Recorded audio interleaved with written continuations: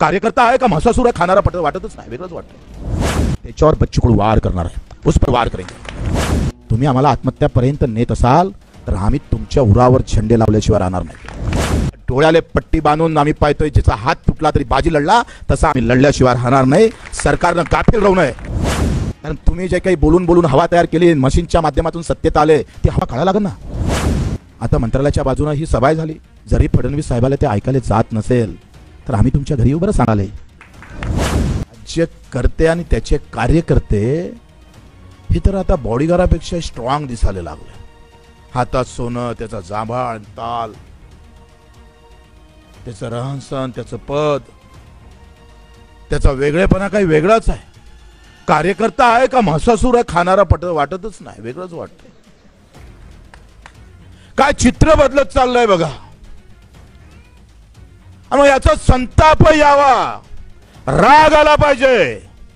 आणि तुम्हाला मुद्दामून आम्ही पाहतोय, तुमची जे दोन पाय नाही, ज्याला ऐकायला येत नाही, ज्याला डोळे नाही, जो एका दाण्याचे 100 दाणे करतं, आणि ज्यानं हे बिल्डिंग बांधली त्या कामगाराला व्यवस्थित वाटून वाटून भेद भेद करून त्याला जो तोडण्याचा प्रयत्न करत आहे ना, त्याच्यावर बच्चू कडू वार करणार आहे, उस पर वार करेंगे. तुम्ही आमच्या श्रमाचं वाटोळ करत असाल, आमचे दुःख तुम्ही जाती धर्मामध्ये वाटून भेदभाव करून जर आम्हाला पुन्हा आम्ही पाहतोय पराजित करण्याचा प्रयत्न करत असाल, तर लढाई मोठी जरी असली तरी ती लहान असणार नाही, लक्षात घ्या. वो बडी रहेंगी. बजेटमध्ये तुम्हाला किती दिलं पाहिलं का तुम्ही? या बजेटमध्ये केंद्राच्या आणि राज्याच्या बजेटमध्ये माझ्या दिव्यांगासाठी किती पैसे ठेवले?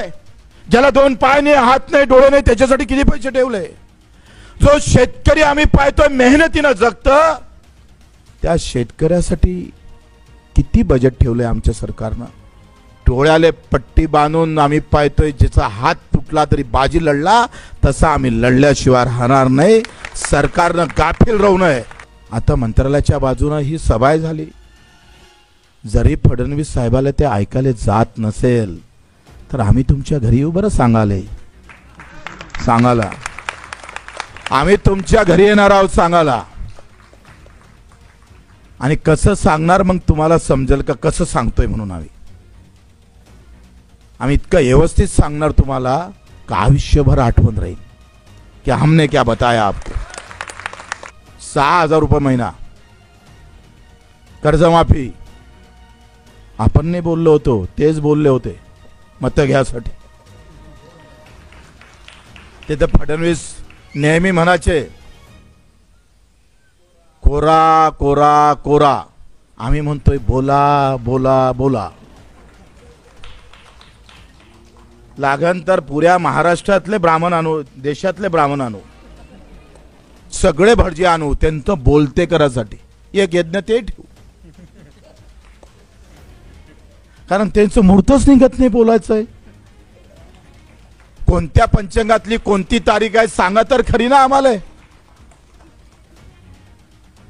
गायबच आहे. आणि काही टिटूर माटूर बोलतो. ते गुलाबराव पाटील बोलले वो बच्चू कडू कच्चा आहे. तर आम्ही ठरवलं येत्या 9 दिवसात गुलाबराव पाटलाच्या गाडीची हवा सोडल्याशिवाय राहणार नाही. कारण तुम्ही जे काही बोलून बोलून हवा तयार केली, मशीनच्या माध्यमातून सत्तेत आले, ती हवा काढायला लागेल ना. ती हवा काढावं लागेल. आणि ते हवा काढण्याचं काम करू आम्ही. आम्हाला सगळे धर्म प्रिय आहे बरं, काही वांधा नाही. बेमानी कोणी करत असेल, धर्माच्या नावानं कोणी बाटवण्याचा प्रयत्न करत असेल तर त्या धर्मातल्या लोकांना सांगून त्याला ठोकू आपण. धर्माच्या नावानं बाटवण्याची गरज नाही आहे कोणाची. आणि असं कोणी करत असेल तर त्याला ठेसलं पाहिजे. बिलकुल नाही, ते कोणीही सहन करणार नाही. पण ते झेंडे बाहेर काढून तुम्ही आम्हाला आत्महत्यापर्यंत नेत असाल तर आम्ही तुमच्या उरावर झेंडे लावल्याशिवाय राहणार नाही. कारण आता सध्या हिंदुस्थानामध्ये हेच चालू आहे, झेंड्याचं राजकारण. कधी भीमगर्जना, कधी शिवगर्जना, कधी अधिक काही गर्जना. ह्या गर्जनामध्ये आमचं काय भलं झालं हो? किती मराठी माणसाचं भलं झालं मुंबईत सांगा बरं. आणि कोण केलं एकाचं तरी सांगता येईल? माझा महानगरपालिकेतला महाराष्ट्रातला एखादा चांगला निर्णय जो झाला म्हणजे मराठी माणूस चालायला लागला, एखादं उदाहरण सांगता येत नाही. मी बच्चू कडू मुख्यमंत्री किंवा मंत्री व्हासाठी नाही लढत, लक्षात घ्या.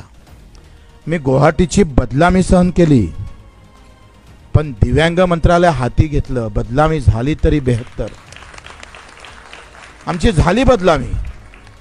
मग बरेच कार्यकर्त्यांना सांगितलं, माझ्या भागातल्या कार्यकर्ते धाडा सांगते नका जाऊ, पण आमचं स्वप्न होतं, कित्येक वर्षाचं स्वप्न होतं. पहिली मागणी आमची राहायची दिव्यांग मंत्रालय करा,